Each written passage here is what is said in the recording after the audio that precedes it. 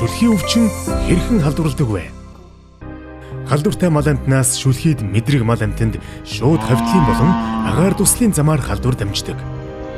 Халдвар авсан мал шүлхийн ил шинж тэмдэг илрэх хүртэл нууц үе нь 2-оос 14 хоног байдаг. Халдвартай мал амтнаас гадагшилж байгаа шүлс, нус, сүү, шээс, баас, үрийн шингэн зэргээр бохирлогдсон бүхий л эд зүйлсээр халдвар дамжин шууд бус замаар эрүүл мал амтныг өвчлүүлж халдвар дамжин тархнаа. Халдвартай мал амтан бэлчээр өвс усыг бохирдуулж улмаар эрүүл малд халдвар тараана.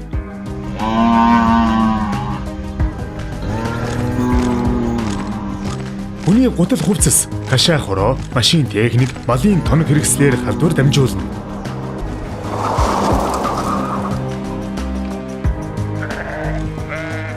Хүний хөдөлгөөнөөр дамжин халдвар тархах эрсдэлтэй болохыг анхаарах хэрэгтэй. Шүлхийн халдварыг зогсоох зорилгоор малчин та юу хийх ёстой вэ?